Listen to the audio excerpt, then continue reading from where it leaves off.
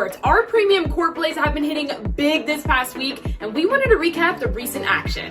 BigT led the way with a 150K PGA shipper to start the week. Tony shared his early guy player pool in the premium Discord before lock, benefiting our members and peppering the leaderboards with RPS logos.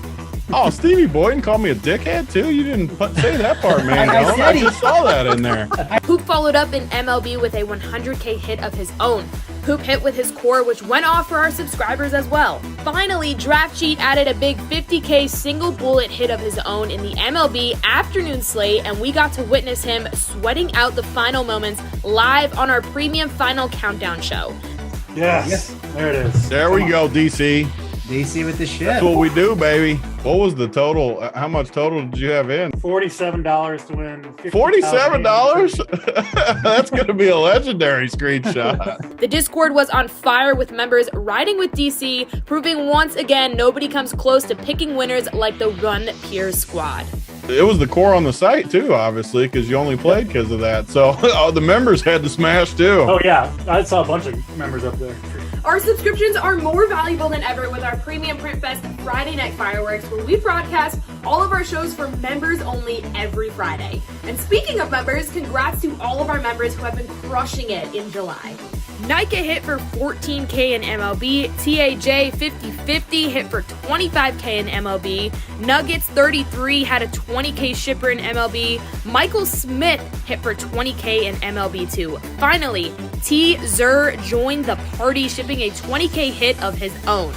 Meanwhile, Nico H22 hit for 10K in NBA Summer League DraftKings contest with an assist from the great content Rubio and Kurt Jones have been providing. If you haven't subscribed yet, get it now by using the promo code RPSHeater25 to knock 25% off your first payment on a weekly or monthly subscription. Get it now and find out why our logos are consistently all over the leaderboard.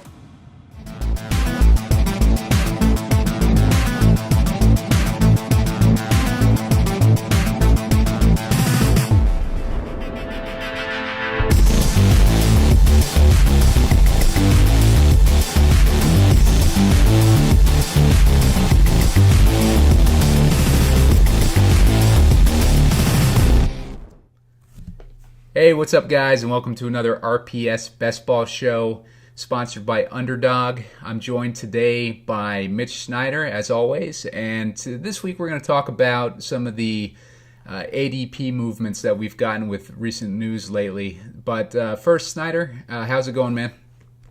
It's going pretty good. Excited to dive into another one of these. We've had some interesting news that's starting to break down here. We're getting closer. Day by day, it seems like the NFL season's looming in here closer and closer. So pretty pumped here as we get into July and August. It really starts to ramp up. Yeah, we're definitely filling in the puzzle pieces that have kind of been hanging over us all offseason. Like, where's Baker Mayfield going to end up? Where is Deshaun Watson's suspension going to end up? That thing's progressing throughout the summer already, and just finding out where these different guys are going and what offenses are going to start to look like. We still got like a few major wide receivers that are out there, like Julio Jones and Will Fuller and guys like that we're still waiting to see where they end up. Odell Beckham. But the quarterback situation is getting pretty clear right now. Jimmy G is basically the only guy that's left to find a home. And we'll talk a little bit about the Baker Mayfield situation. But first, just want to remind our viewers that if you sign up for Underdog using the promo code RUNPURE, that's going to get you a $100 match on your first deposit, up to $100 on Underdog. So you're going to want to do that. $100 at this point will get you 20 entries into the Puppy 2, which just opened up. Did they fill the Super Flex Puppy already? Snyder, do you know? Yeah, I think that one filled up pretty quick. I didn't get as many entries in there as I wanted, but it was pretty fun. Yeah, I skipped that one completely. I'm not too much of a Super Flex fan. I tried a little bit of that when they had one super early before the Best Ball Mania came out, but I wasn't too much of a fan of it. But I do like the puppies. They're $5 to enter. and that $100 deposit match is going to get you 20 entries into that puppy. So that's a good thing. Also, Best Ball Mania 3 is one we've been kind of drafting all summer. I haven't gone too heavy on it yet. Been waiting for training camp to get closer, but we're pretty much a couple weeks away from training camp at this point. So we're getting super close to the beginning of the season, and things are definitely starting to get more clear. Snyder and I were talking at the top of the show about how the feel of the draft is falling to us at this point. We're starting to get comfortable with different points in the drafts to draft different positions, and who we're targeting for stacks, and getting an idea and a feel for ADP and where we want to target specific people in specific stacks and whatnot. And so I guess we'll lead off the show by kind of talking about some of the recent news that's happened. And obviously the big one to happen recently has been Baker Mayfield is now traded to Carolina Panthers, and that puts him in a competition with Sam Darnold for the starting role in that offense for quarterback. Both of those guys got drafted the same year. Baker was first overall pick that year, and Darnold was number 3, I believe. But Snyder, what is your read on this trade and how it's going to affect the Carolina offense this season? I actually kind of like it. I think Baker was I didn't think he was terrible in Cleveland. He was just kind of trapped in some pretty rough organization there. But he's going to Carolina, which generally hasn't been as much better of an organization, but there's a lot more talent there. They got CMC, DJ Moore, Robbie Anderson. I think there's a lot of playmakers there and they got Terrence Marshall there too, the young gun. I think he's going to be a little better this year as well. So I think he's got plenty of options, targets and weapons there. So I actually like Baker. I was on him right after the news came out. I started logging in and doing some drafts to get him. He was going right around before the news. He was right around 215 ADP wise, and he's already down in the low 190s now. So he's been the biggest mover, obviously. Robbie Anderson's another guy he's went up about 15, 16 spots in the ADP. And then DJ Moore as well. DJ Moore's all the way, he's getting drafted right around 30 to 33 right now overall. He's a 15th wide receiver overall now, according to the ADPs. That's starting to get a little too expensive for him, but I did take him in a couple stacks early. One of the first drafts that I did after the Baker news is I ended up having the second pick, so I got CMC, and then I ended up getting DJ Moore in the 5th round, I think, and then I took Robbie Anderson way late, so I kind of got a little bit of a 3-man stack there. I think CMC is going to catch a lot of dump-offs still. I mean, they're going to still work him the same way. I think Baker should be able to stay more upright here. I think he's going to have more options to get the ball out of his hands as quick. So I actually like Baker. I think he's got some pretty good upside. As we've seen at times, he was just mainly hampered by the injuries, I think, last year. So hopefully he's fully healthy into this year. I expect a lot better for Baker this year here at Carolina. Yeah, Baker, affected by that shoulder injury last year, was not a great performer, but at the same time, the Browns are more run-heavy offense, so I think that affected him too, as far as his numbers. And I do think he's an upgrade for sure over Sam Darnold, and I think it's good news for the Panthers all around. I haven't drafted him yet in any drafts. I think I had him stacked with a Seahawks in a couple drafts when I was anticipating he might end up on the Seahawks, but for the most part, I've kind of stayed away. Where is his ADP last time you checked, Snyder, for Baker Mayfield? Was he going in the 18th round still, or? Yeah, I'm just right now he's currently 192 ADP right now. 192, yeah. So that's a good spot to get him, because remember a few years ago when he was a rookie, he was coming alive at the end of the season, and he looked like he was going to be a breakout player, and he looked like he was going to be set up for a huge second year. That second year, I think, was Freddie Kitchens was his coach, and it ended up being a shit show. But Baker himself, when he had that first year with Stefanski, they got to the playoffs, but it was really a run-focused offense. So Baker kind of fell off the map as far as best ball is concerned and his upside. So a fresh start in Carolina with all those weapons, I think, is a good opportunity for him to kind of pick up where he left off in that rookie season, maybe, and maybe show some upside, unexpected upside. He plays with a lot of passion. He's got a lot of, he's just a passionate player, and I don't think he's as bad as people make him out to be. At the same time, I don't think that Baker is enough to drive DJ Moore higher than where he was going. I already thought that he was going pretty high, going anywhere in the third round. And if he's going to drive him to the early third round or the late second round, I'll probably avoid DJ Moore. I do like Baker more for Christian McCaffrey, though. I think that kind of solidifies where McCaffrey's going at the third overall pick. I would take him second or third. Title we had on last week. Title was talking about how McCaffrey's his overall first overall pick. So, I think the amount of McCaffrey that Title's been drafting is, Baker's definitely going to help out his exposure there. So that's a good thing for those who've been drafting McCaffrey super early, I think. And then I'm with you on Robbie Anderson. I think Robbie Anderson's going to benefit for sure.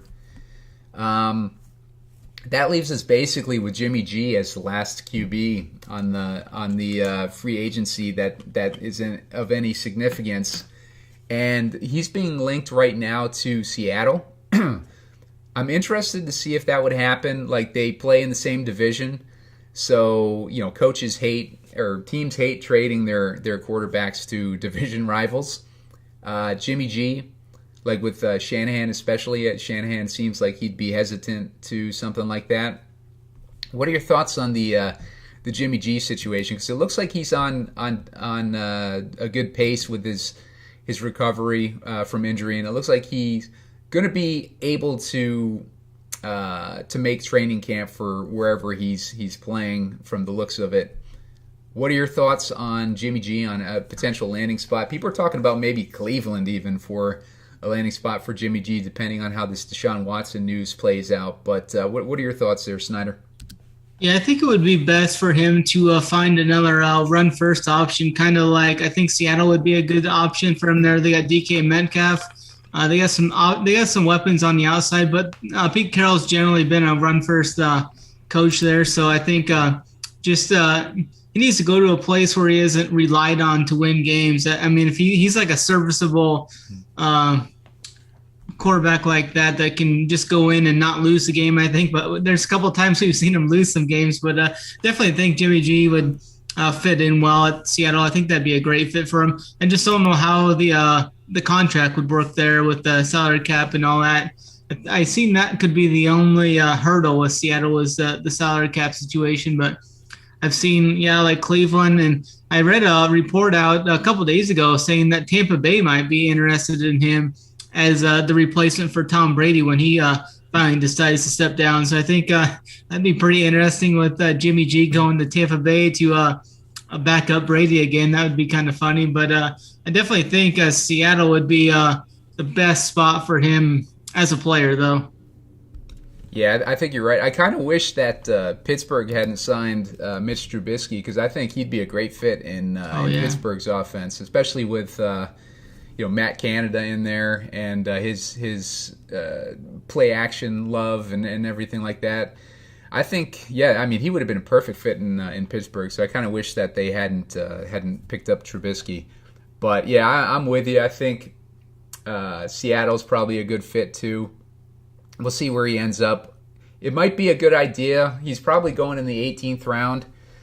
So it might be a good idea if you end up getting DK Metcalf or Tyler Lockett, any of those guys, and you want to kind of backdoor it into a Jimmy G stack just to get some exposure. Jimmy G's going to be an upgrade over the quarterbacks that they have there now. So any of those Seahawks that have potential value as a weapon, you might want to, if you're looking for a good 18th round pick to kind of fill out your draft, then maybe take a stab at Jimmy G there. Definitely would differentiate your lineup as far as, as soon as he lands on a team, like Jimmy G's ADP is probably going to go up to like maybe the 15th, 16th round or something like that. So you get a little bit different if you end up stacking him with Seahawks now, because I would imagine that DK Metcalf probably would climb into like the maybe the 4th or 3rd round, like once he has a competent quarterback. But yeah, I agree. Yeah. The other news that I wanted to kind of talk about is Deshaun Watson's situation. We've been talking about it a lot this season. It's a very volatile situation. 1 week he's a fade, 1 week he's a buy, and right now he's going in the 18th round. And there's been some developments as far as his situation.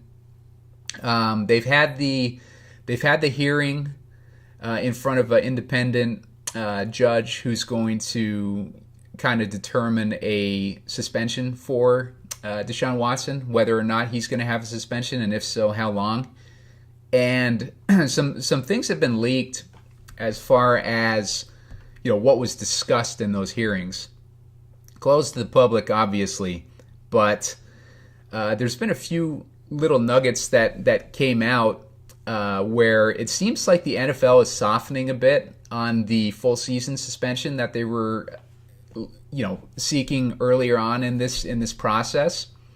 And Dan Graziano over at ESPN was reporting that NFL offered Watson's side a 12-game suspension, which is significantly less than their indefinite /1 season suspension that we were hearing not too long ago. So it seems like NFL feels that they have less of a ground to stand on to justify suspending him for a whole season. And the NFLPA obviously wants him to have no suspension. So if we're looking at a starting point of the NFL 12 games and the NFLPA 0 games, if we find ourselves in the middle of that range, we're looking at maybe a 6 to 8 game suspension. So getting him in the 18th round right now with a 6 to 8 game suspension, if that's even a possibility, then that's a huge steal, for Deshaun Watson, to grab him, super late in these drafts. So post-hearing briefs are due this week at some point, and that's where the judge is going to, just kind of go over those briefs and determine the suspension, if there's going to be suspension, how long. So we'll see how that plays out. Hopefully we'll have some more clarity this week. The interesting thing that I heard today was the last month of July is looking like the actual date where we might find out a suspension. I think that's right before training camp. A couple weeks ago, Mike Florio was reporting that the NFL admitted to not punishing owners for similar personal conduct violations. That's what the NFLPA is has been arguing, right? And the NFL has no defense against that because there's been Robert Kraft going into a massage parlor and guys like that, just violate. Dan Snyder, obviously. None of those guys have really been punished for violating the personal conduct. So they can't be giving an unprecedented suspension to Deshaun Watson and justify it after not suspending or punishing these owners at all. It's just it just wouldn't fly. And one of the other things that Florio was reporting here is that the NFL admitted that suspension would be unprecedented, and that the case presented by the NFL presented no evidence of violence, threat, force, or coercion. I think those are the particular cases of the women that the NFL were presenting in this hearing. So this was all backed up by Josina Anderson as well, Brown's beat writer. So, I mean, this to me, it's seeming less and less like a sure thing that he's going to be suspended for an entire season. and it seems like more that it's going to be, like half a season. So I'm kind of leaning towards that 6 to 8 games. I think that's a pretty good bet. It could be completely wrong on it, but if you're getting Deshaun Watson in the 18th round, I think that's a pretty decent bet to take. Snyder, what's your take on those Nuggets, and what do you think that his current ADP? Is it worth drafting him? Are you going to take any shots on him? What are your thoughts on the situation? Yeah, I think it's worth taking him like as your last pick or near the end right there, 17th, 18th round.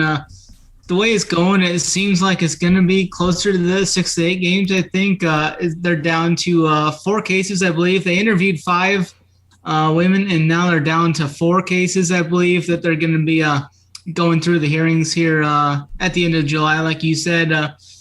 And the more it sounds like the NFLPA just has pretty good grounds to say that they believe it shouldn't be a season-long suspension, especially since they offered them that 12-game suspension. If they turned it down, they must know something. I think it's going to be right around 6 to 8 games, which is going to be relatively half the season, more or less. And if you can get Deshaun Watson at half the season, full strength towards the end of the season when maybe you have an injury or something, he's going to be there 100%. He's down in Texas. I've seen he's been down in Texas for like the last couple of weeks. He's practicing down there with Justin Fields, Malik Willis, and CJ Stroud. They're kind of getting some off-season work in down there. So, I mean, it looks like he's ready to go. So I definitely think I'm going to I've already drafted some Deshaun Watson, and I think I'm going to probably, the way this shakes out, I think I'm going to look to take a little bit more of him with your last pick. I mean, you're drafting some pretty dusty guys with your 18th round pick, and I mean the upside of him on the 18th pick, if it's dead, it's dead. But I think that's definitely worth the risk there, especially depending on how the rest of your draft turns out. If you get into a rough situation where you don't have like a clear cut number 1 QB, drafting him at the end makes a lot of sense, I think. Yeah, I think you're right. And there was also something that came out where one of the accusers' adult children was talking about how his mom was complimentary of Watson and everything like that. And this is one of the women that I think that the NFL chose not to interview, but I think the NFLPA presented that as evidence in the hearing. But so there's all sorts of moving parts in this, and we don't know how it's going to play out just yet. But I think there is some value in drafting him in this 18th round. I think if he gets 6 to 8 games, if he gets 8 games, I think he shoots back to the 10th round, because that's kind of what my anticipation was when I was drafting him in the 10th round. So I would not be surprised if he jumps 8 rounds if that news comes out. Suspension in his favor being shorter than like a season or shorter than 12 games. I'm really thinking now like that 6 to 8 game range is a definite possibility. So we'll see what happens there.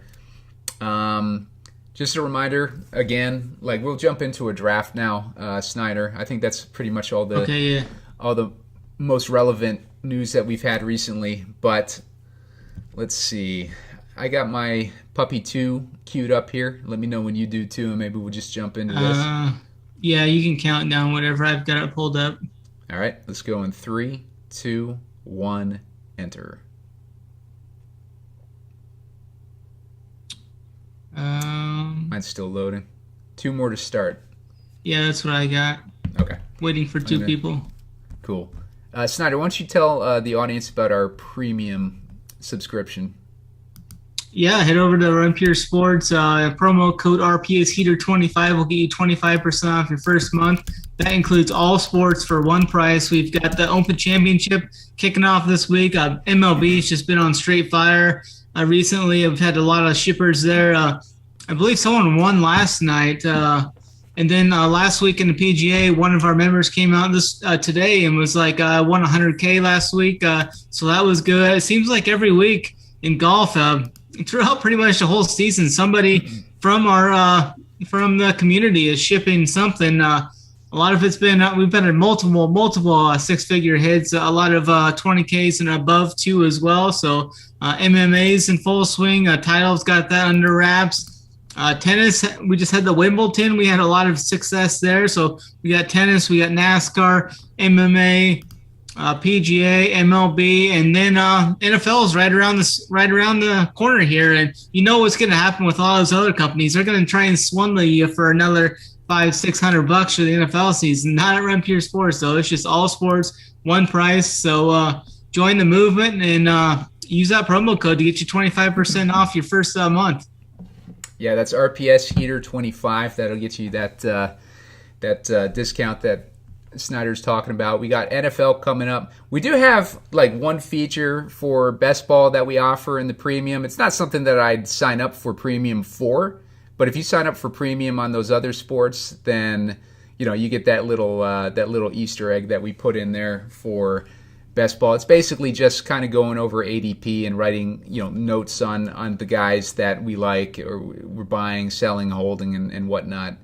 So it's not any rankings or anything like that, but it's just basic notes on guys that we're buying or whatever. So our draft has started here. It's my turn now. I was hoping that Jamar Chase would fall to me. I'm at 1-7. I'm going to go with Stephon Diggs. I want to get a wide receiver in the first round generally, just because the second round is so running back heavy. If you don't want to start with a 2 running back build, which I don't when I'm drafting in the later part of the first round, so definitely going with a wide receiver to start things off. I was hoping to get Devontae Adams. That did not work out. I think I might go with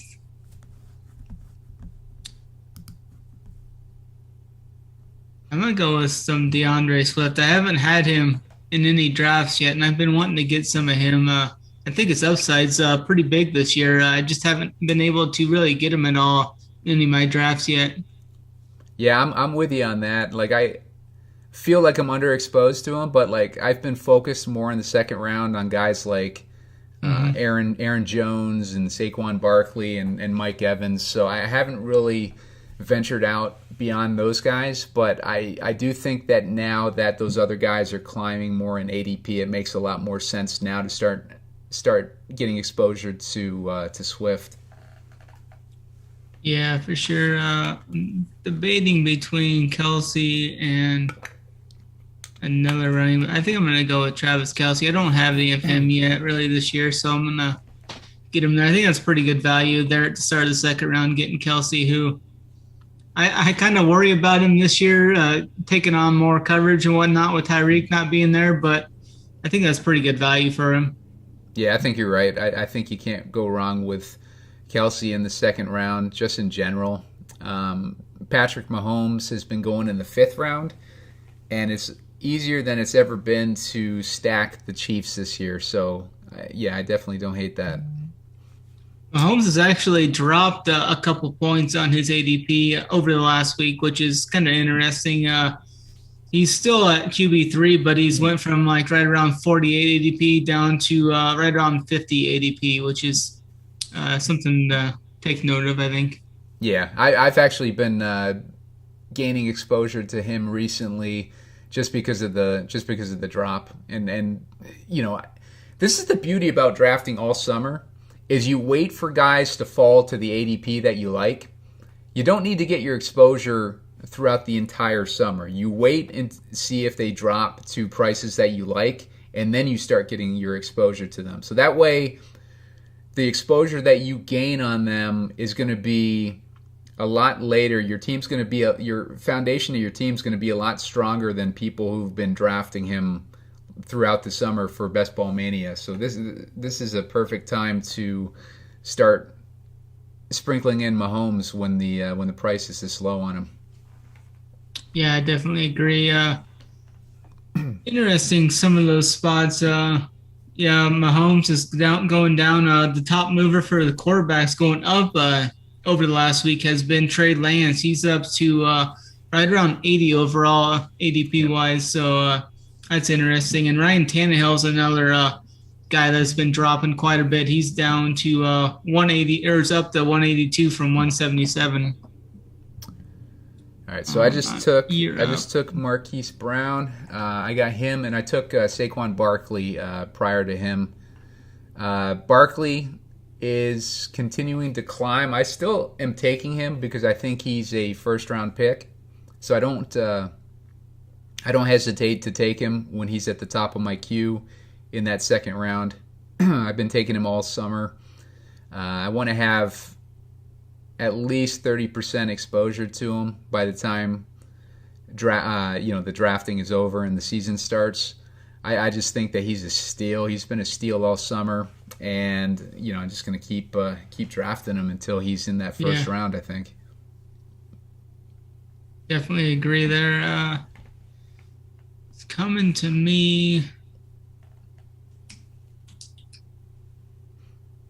We'll see what Sleepy Joe does in front of me. And a couple Kamara. of options. I noticed Kamara has been going a little later too, which is a good thing. When he gets to that fourth or fifth round, late fourth, early fifth round, that's when I'm going to start maybe accumulating some of him. I don't want to take any exposure to him when there's a pending 6-game suspension. Mm-hmm. Just because it's just like, what the hell's the point of drafting a guy in the first 3 rounds? I mean, that's like one of your biggest draft positions. So it's the last thing that I want to do, is get exposure to Kamara at this point where he's in the 3rd round. I'm trying. I don't think Mahomes will be there when I come back, so I may have to stack him up with Kelsey here.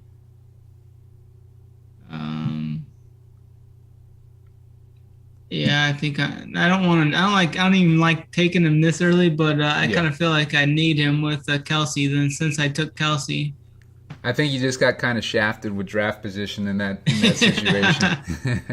If you were like 4 picks earlier in the draft, and you'd taken Kelsey at that point in the 2nd round, then like Mahomes would make a ton of sense there. But at the same time, reach for those offenses that you want. Yep. All right, so I'm in a interesting situation right now.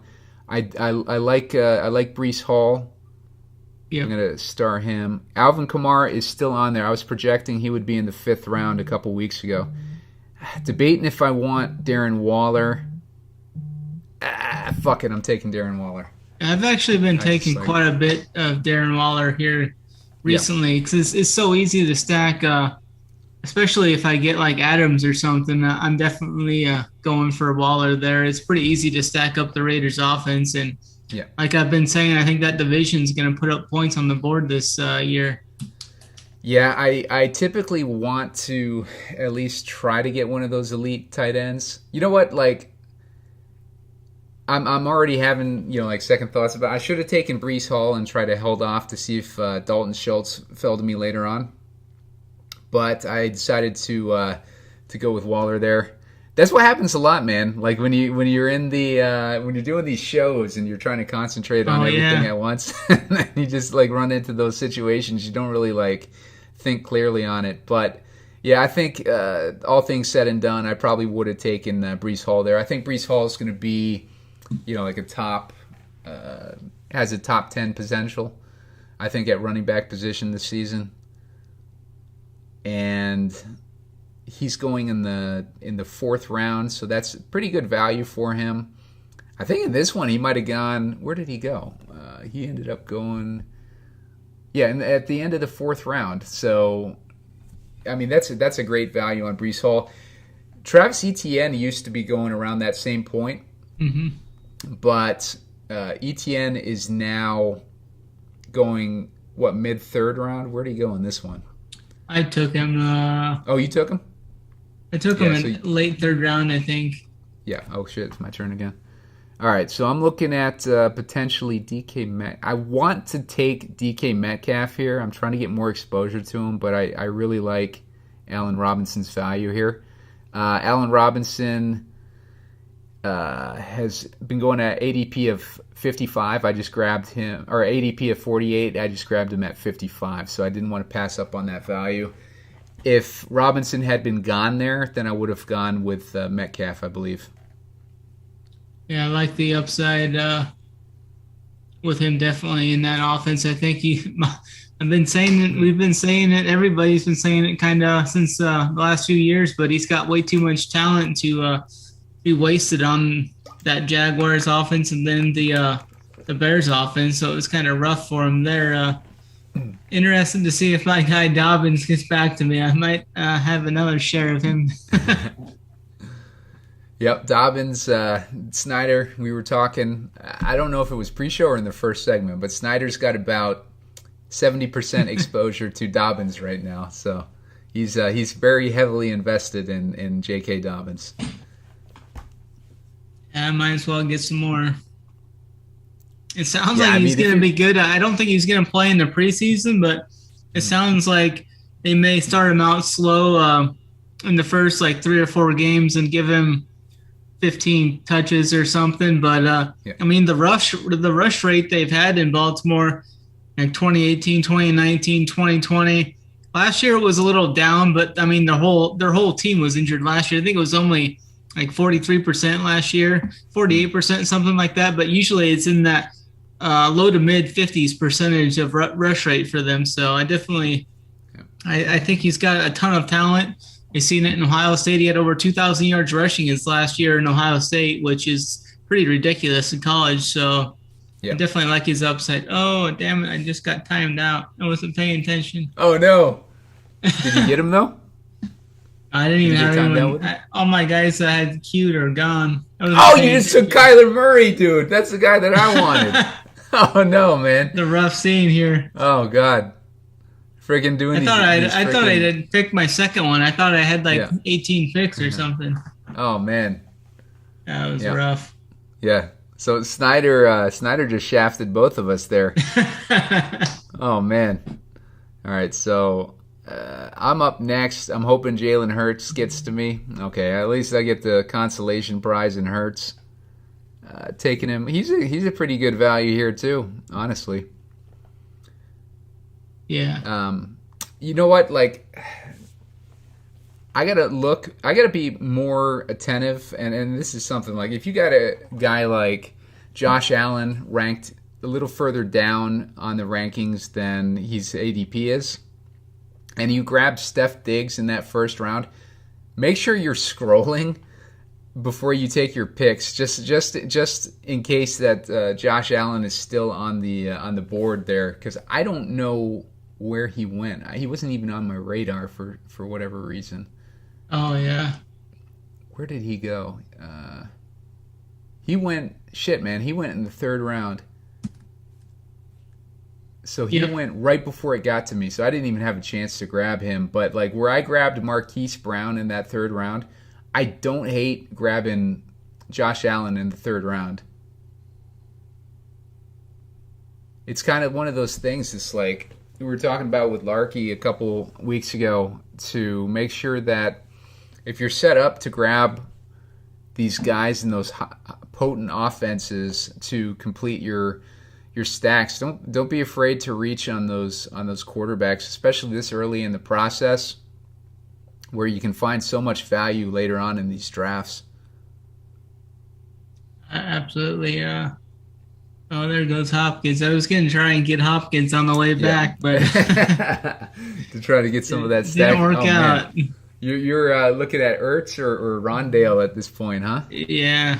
Rondale's going to go right around 120s and Ertz right around 108, it looks like. So. All right. So I like Brandon Ayuk here. Yeah, I'm going to take him. I think Ayuk is a little undervalued this season. I think that he's I think the situation in San Francisco is always kind of explosive or volatile with a head coach like Kyle Shanahan, because you never know when he's going to turn on his guys. Like, I could totally see this holdout and all the drama with Debo this offseason leading to him getting worked in less into that offense. Not just from a standpoint of we all know that he wants to be running less, be used as a wide back less this season, but also just, general, like Shanahan trying to get a leg up on him by giving Ayuk more work in the offense. And Ayuk, he's already talking up in the offseason about how, he's looking better than he's ever looked and all this like complimentary stuff that you never hear Shanahan really talking about unless he really is looking towards pushing a certain player. So I would not be surprised if the roles kind of reverse this season and Ayuk is getting a lot of action in that offense this year. He's going right now. I just picked him up in the 7th round, pick 80. His ADP was 85. So I've been trying to get exposure to Ayuk when I can, and mainly trying to use him in stacks with Trey Lance. I'll reach on Trey Lance a lot. I'll reach for him in the maybe 10 ADP spots ahead of where he's going right now, just to secure him, because I think by the end of summer he'll be climbing at least around. Let's see. So I am at pick 90 right now. Treylon Burks continues to fall. I like that. Yeah. Olave. Fuck, I like Olave too a lot. I'm going to go with Burks. I'm going to go with Burks there just because I've been fading him for the most part, but now he's finally falling to a price that, I don't mind taking him at. Yeah, I like that play. Yeah. He was going in the mid 80s there for a while, but now he's down into the low 90s. So definitely like the upside of Burks there. Yeah. I kind of reached a little bit on Sky Moore to get a double stack there, but about 7 or 8, 10 spots, a little bit. I didn't think he'd make it back to me, so I just went ahead and grabbed him there on my second pick. My receivers are looking a little rough right now, but I'll be looking to target some of these more upside guys that can have some spike weeks for me. Man, I forgot that you had Mahomes when you drafted Murray. That was just brutal. So that really, that shafted me, and it like kind of. It might be a unique combination. Yeah, though, no, I don't hate it, man. Yeah, if you get now, when I'm in this situation, this is where I'm looking for upside. When I'm in Snyder's situation. So I'm looking for, those potential undervalued rookies like Jahan Dotson and guys like that you can draft.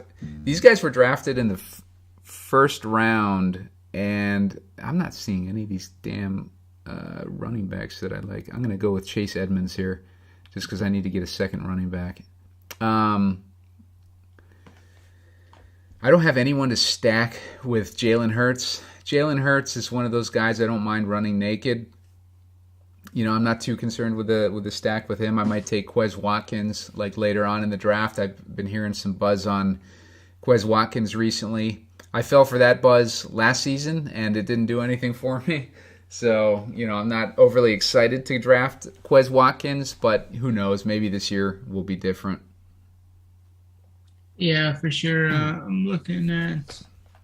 But yeah, like Wes Snyder's drafting, like one of the things that I do if I get in a situation where maybe I find two of those early quarterbacks that are too hard to pass up and their ADP value is just too good.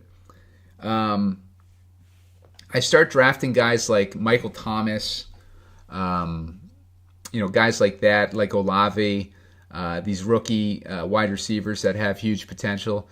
just because I want to reach for that upside. And normally when I wouldn't take Michael Thomas, because I think, I just don't think it's going to work out for him this season, I don't mind taking him on teams where I need to shoot more for that upside and take on more of that risk. Just because you want to try to draft a wide receiver. If you've missed out on wide receivers earlier on in the draft, you want to try to draft a wide receiver that has the potential to be, like a top 5 wide receiver. And Michael Thomas has shown it in the past, and that guy just took Garrett Wilson. I was going to draft him. Oh, yeah, I had him queued up, and I went with Rondell Moore over him to stack with Murray. Nice. I'm looking right now at Chase Claypool. Let's see. I got Diggs, Brown, Robinson, Ayuk, and Treylon Burks. I'm going to grab Claypool here. Yeah, I like that. It's good value, I think. Yeah, I think so too. The value was too good to pass up. Otherwise, I would have grabbed, maybe looked at one of these running backs. I'm not drafting a whole bunch of Cordell Patterson, even when he's I'll say the Cordell Patterson that I have drafted has been when he's fallen in this range, right? But Claypool was also falling in that range too, and it's about the same type of value, so I decided to go with Claypool there over Yeah, I think Patterson. you got about 10 picks of value on Claypool there. He's going right around the low 100s, like 104. Yeah. I got 13 picks. Hopefully Hardman can fall to me and I can get another Kansas City pass catcher there. I think there's a pretty good chance that he falls to me. 12 picks away, and he's about 9 or 10 down the board. So I think there's a pretty good chance to get him there. If it doesn't get Hardman to me, I may just even take a chance on like a Jameson Williams there. I mean, he's like an upside guy that could come through at the end of the season for me. I think our quarterback's obviously pretty set. My running backs I feel very strong about with Swift, Etienne, and Dobbins, and tight end stacked. It's just you have to piece together this wide receiver core, I think. Yeah. I'm kind of in a situation that I don't like too much. I hate when I don't have any good stacks formulating, and I'm in that spot right now. Let's see, is Carr still around? No, Carr's been taken off the board. Yeah, I really don't have any decent stacks, so I'm going to have to backdoor my way into at least a stack. You can get like the Houston stack or something late. That's the one that I always kind of go to late if I have to. Yeah, Houston's a good one to go to. Or even like some secondary Carolina guys with like Baker and Robbie Anderson and that tight end, Brevin Jordan. I think that's who it is. Or no, Brevin Jordan's with Houston, I think. Yeah, Brevin Jordan's a Houston guy. You know what? Like, I'm going to take Justin Fields here. He's got a big upside there. Okay, yeah. Justin Fields, I'm going to try for a Chicago stack. I've been taking a decent amount of Cole Kmet. Oh, yeah. I think he's going to have a decent season this year. He's basically one of two offensive weapons right now for Justin Fields, along with Darnell Mooney, and Darnell Mooney is going in like the 6th round, so he's long gone. But yeah, I occasionally am drafting Byron Pringle as well, like late when I have Justin Fields and I need to get another weapon on that stack. But yeah, for the most part, my Chicago stacks are Fields with either Darnell Mooney and or Cole Kmet at this point. I'm trying to do a quick search on updates on Jameson Williams. Yeah, Jameson Williams is a guy that I've been taking a decent amount of as he continues to drop. If he ends up on like, the injured what is it, the pup list or something like that.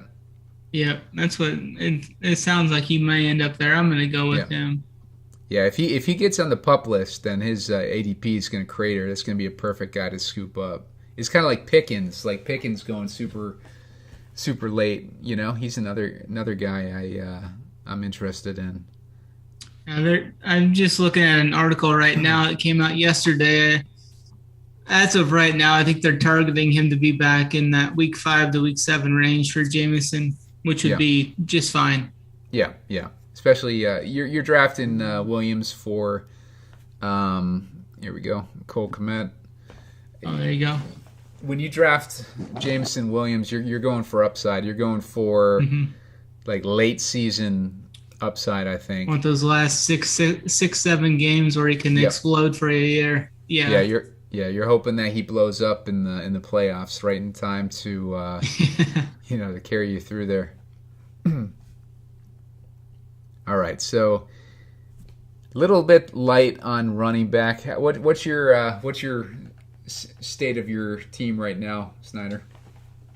I like it quite a bit from everywhere. The wide receivers definitely. I got some upside there, but I got Mahomes, and then I ended up getting Kyler Murray there. But I've got Rondale Moore with Kyler Murray, and then I got Mahomes with Sky Moore, Mecole Hardman, and Travis Kelce there. So I think the running backs are really strong. I got some DeAndre Swift that I've kind of been looking to get some more of him. I haven't really had the chance to draft him much this year. So I got Swift, Etienne, and then Dobbins. All three have different bye weeks, which is really nice. So pretty happy with that as well. So the wide receivers are a little weak. I got Allen Lazard, Sky Moore, Tyler Boyd, Rondale Moore, Mecole Hardman, and then Jameson Williams I just picked. So I'm going to be looking to take probably 9 or 10 receivers, I think, to try and find some upside from the guys there. Yeah.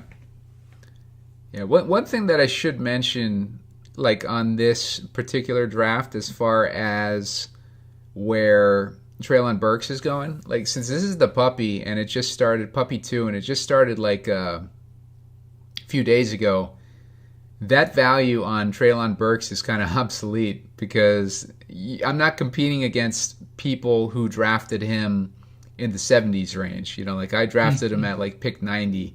I'm not competing against people who drafted him at pick 70. Like that's in the Best Ball Mania draft. So that's a good point. Yeah, kind of important to distinguish that when you're drafting in a puppy, you're drafting in a much smaller time frame than you are in the Best Ball Mania draft, which pretty much goes all summer.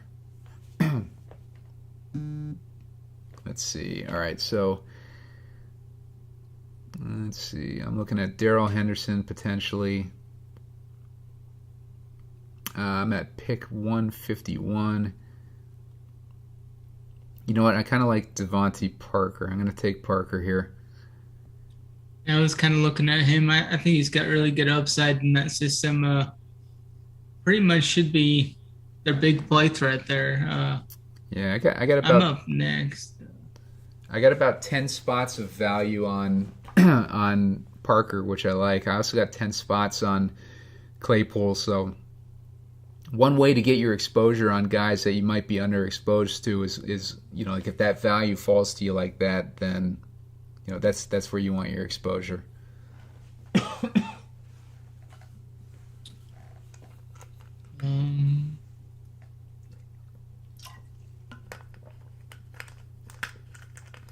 It's a little bit different with best ball. You don't need to completely, full fade guys. You want to, pick guys who you're not necessarily on, but if they fall at a really good value, like of 10 plus ADP spots, then that's where you want to start considering, okay, I can sprinkle these guys into my, at these valuations. One thing I kind of like with the wide receivers that I've got is I've got 7 wide receivers now, and only 2 of them have the same bye week, so I should have a lot of possibilities and options there throughout the season, I think. Yep, I like that. Yeah, I just took Marvin Jones right there at pick 155. I do hear a lot of people like say that bye weeks don't matter, but that's bullshit. They do matter because if you get a bye week where all your starters are on their bye and you put up like a score, like 40 points for the week, that's taking off 20 points off your final score. So if all your best players are on the same bye week, then you're basically you're costing yourself a whole bunch of points. Whereas maybe on a weekly basis they're all putting up points, and then some of those dudes aren't ending up on your starting lineup, right? So it's there. It is important, I think, to make sure you're not overloaded on a particular week for your buys. I do think it matters. Yeah, I mean you could have some injuries in there too, like say you say you have 4 receivers that have the same bye week just randomly, and 2 of the other guys are hurt or something. I mean, you could have a really good team that could just wreck your a season there if you put it up like a goose egg or something. But definitely think there's something to consider. Man, I hate this this draft spot. Like, this is horrible. I'm for the most part, Nico, I'm not getting any value that I want. I'm taking guys that I don't want at value, and then I'm having to reach for guys in situations like that. I just had to reach for Nico freaking Collins, just because it's literally. Yeah, Nico Collins is one of the biggest movers of the past week. He's up about 14 spots over the last week, so I think he's definitely getting some good buzz. Yeah, so I'm probably taking him at way too high. Then he's like, if I just took him 10 spots, like 10 spots earlier than ADP after he's jumped like probably like 14 spots, so it's like 24 spots early. Yeah, when you get this late in the draft, though, I mean, especially with the receivers, it's kind of feast or famine, I think. Yeah, no, you're right. Yeah, I'm just not liking how my team's coming together in this one. I need to stop drafting wide receivers and start focusing on running back and filling. Do you like this Tyler Alligator guy? He's a rookie. I don't really have much of an opinion on him, but I ended up taking him. Yeah, I don't have any of them, but I don't hate the pick just because like it's the perfect ambiguous situation that you're looking for, Mm-hmm. Right now, one of the ambiguous situations I've been targeting is the Houston backfield. Oh yeah, going mainly with Marlon Mack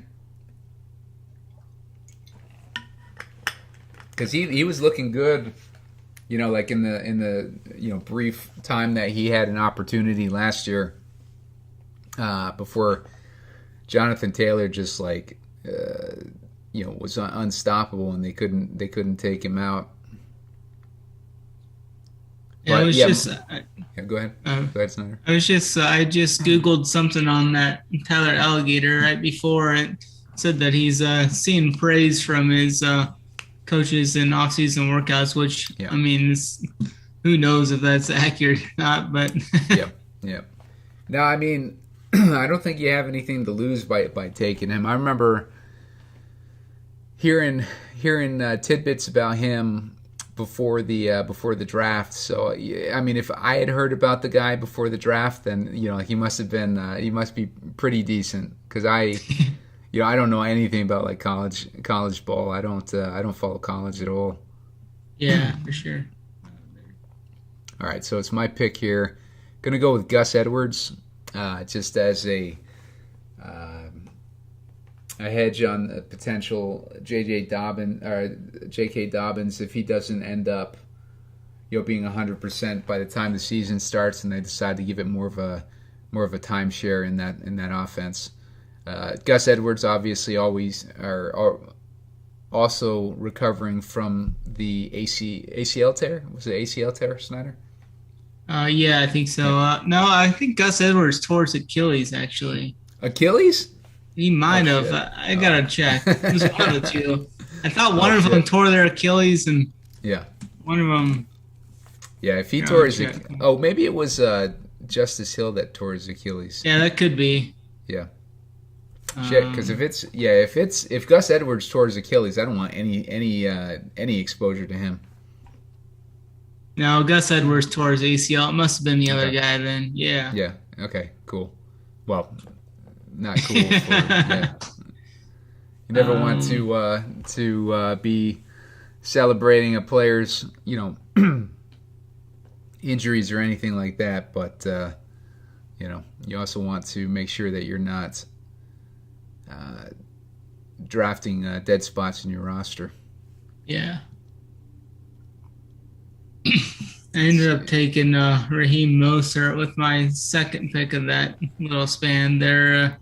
I think he's got some upside for maybe 3 or 4 really good games this year.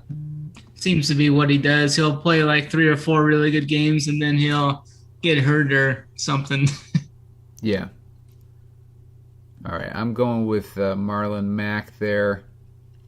He's the guy that he's probably like the guy that I'm most exposed to. Just because of what we were talking about before.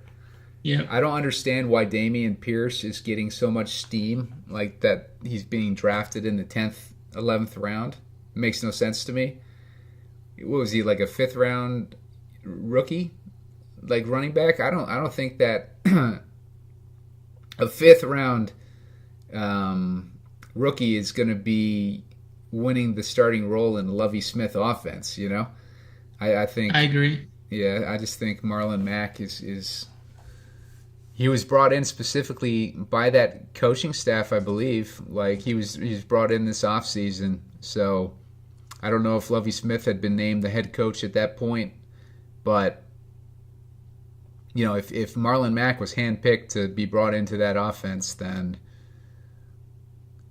I would not be surprised if Marlon Mack starts the season off as the lead running back and then has a heavy involvement throughout the season. And you're getting him right now at the, probably about the 16th round. So, I mean, I don't think you can really go wrong there. Yeah, I was just looking at a little story on him. It says the Texans could lean on him early at the beginning of the season. Could see a heavy workload early in the season. So I definitely think that's interesting there. Yeah, I could totally see that. Yeah, they think Dameon Pierce will eventually work his way into the mix, but Mack should see the majority of the work early.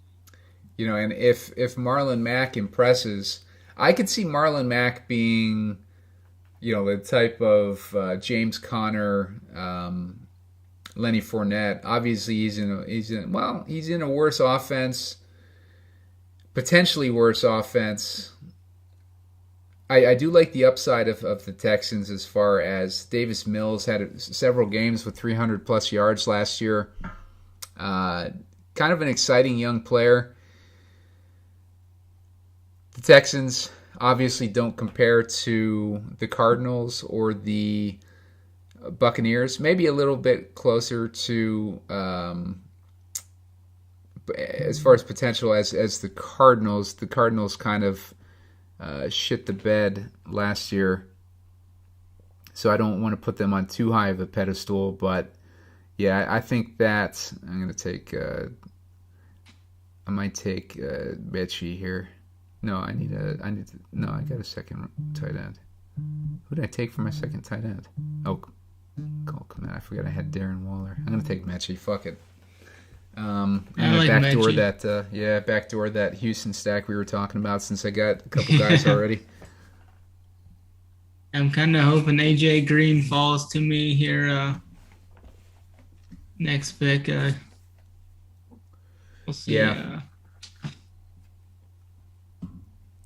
How's your walking? What's that? Oh, how does your stack going with the Cardinals so far?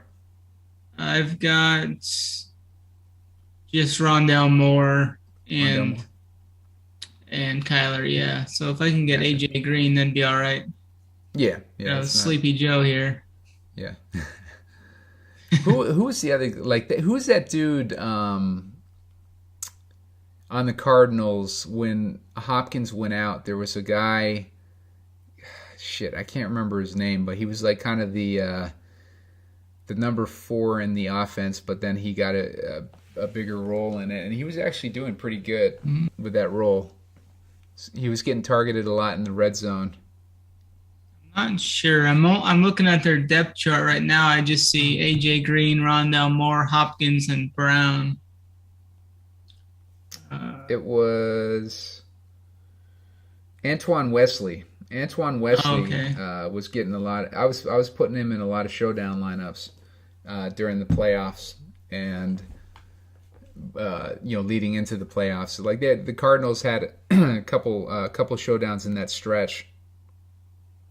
And Wesley was, he was getting targeted a decent amount, because I think AJ Green was just, so dusty.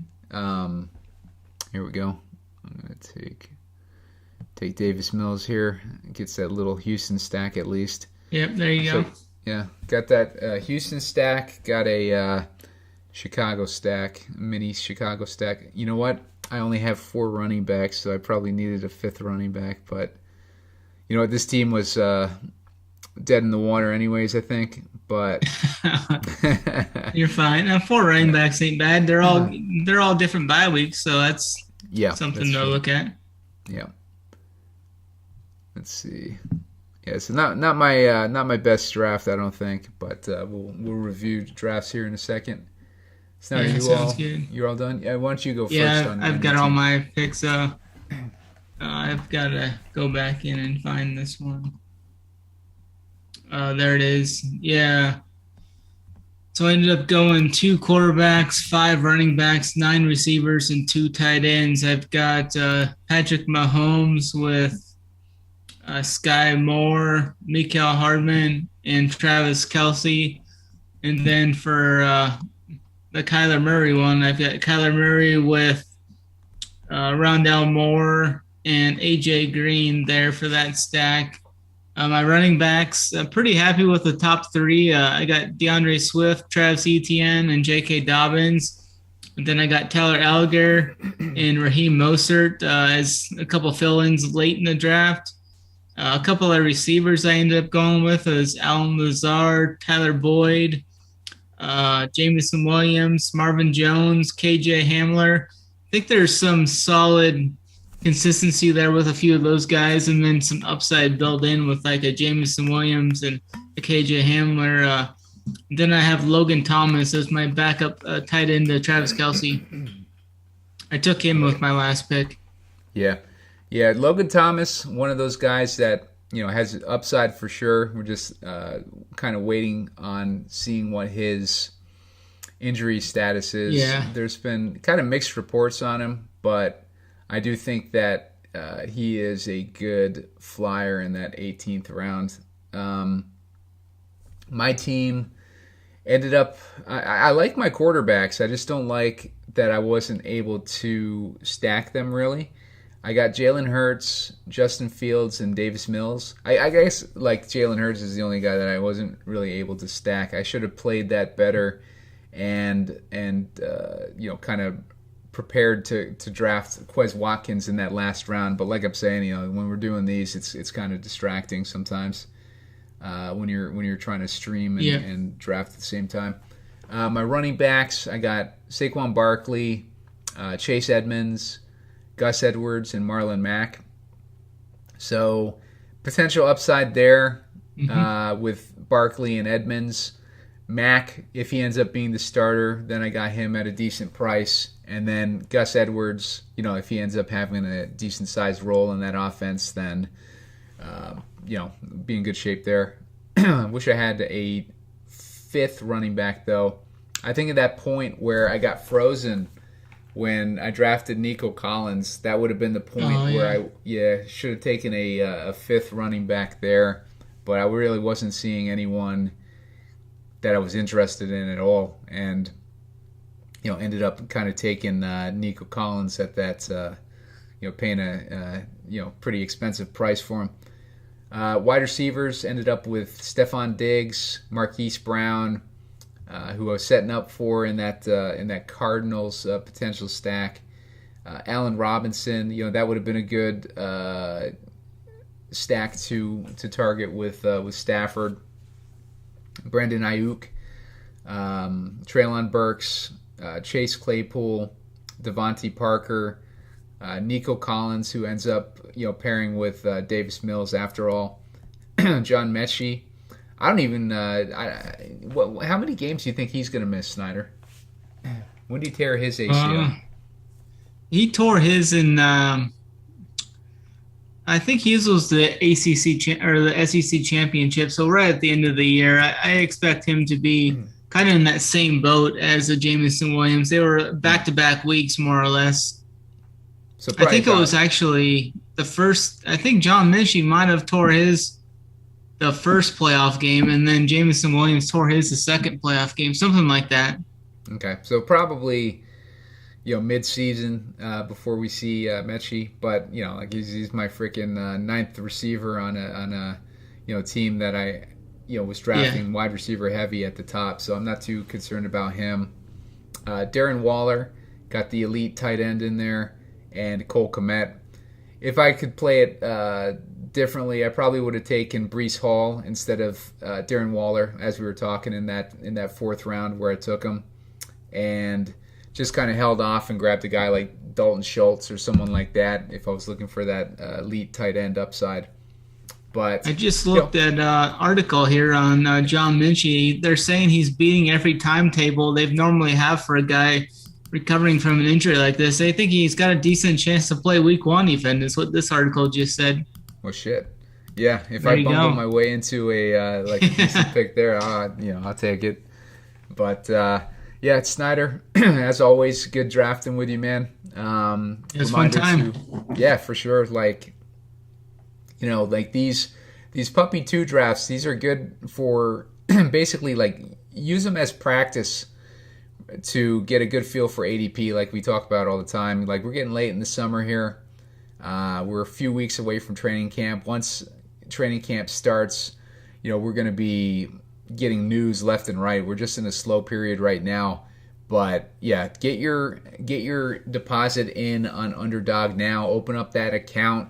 Deposit $100. Get that match. Use the promo code RUNPURE. Make sure you do that to get that match. And just like I was saying, you got 150 entries that you can put into this puppy. So that covers 20 of them right there with basically for free.